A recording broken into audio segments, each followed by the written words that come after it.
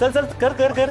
अरे आजी लवकर साईन कर, म्हणजे मी माझ्या पुढच्या कामांसाठी मोकळा. म्हणजे तुझी पॅकिंग, तुला पाठवायची तयारी वगैरे.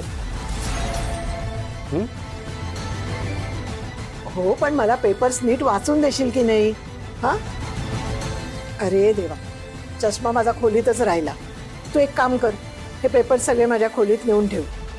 हा, माझं इथलं आटपलं की मी येते आणि मग मी सही करते. आजी अगं काय बोलतेस, हट्टी आहेस तू. अगं तू सगळं वाचून सही केलीस तर काही सरप्राईजच राहणार नाही. आणि ती काय रिट्रीटला काय काय होणार आहे हे सगळं आता सरप्राईजच राहू देत. अरे बाळा, पण माझी मेडिकल हिस्ट्री तुला काही माहिती आहे का?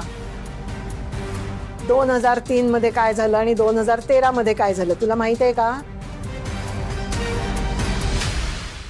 हा, काहीतरी झालं होतं पण असं नीट लक्षात नाहीये.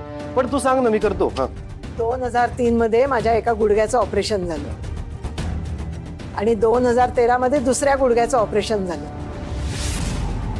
आता मला हे सगळं नीट बघून लिहायला नको का? समजा मी चुकीचं काहीतरी लिहिलं आणि दिलं त्यांना पाठवून तिथे, भलतंच काहीतरी व्हायचं रे. आणि तुला माहित नाही, हे ट्रॅव्हलवाले ना बिलंदर असतात, कधी आपल्याला फसवतील पत्ता नाही लागायचा. हो आजी, बरोबर सांगतेस तू. ठीक आहे, तू तुझी पूजा शांततेत आटोप, मग आपण रूम मध्ये भेटूया, लगेच साईन करूया. ओके? हो हो, चालेल, ये लवकर.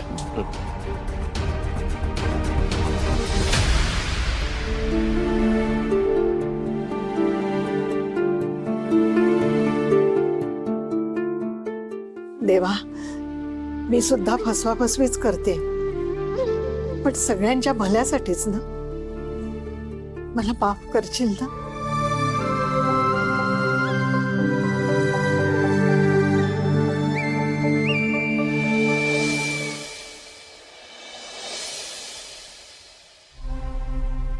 डॅड, आलात तुम्ही?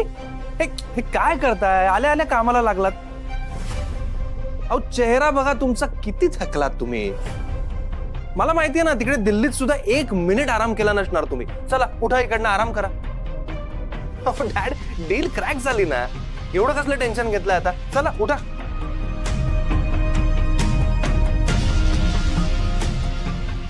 बहुतेक डॅडना सत्य कळलंय, आजीकडून किंवा ताराकडून. त्यामुळेच ते असे अंतर ठेवून वागतायत. सॉरी, मी तुम्हाला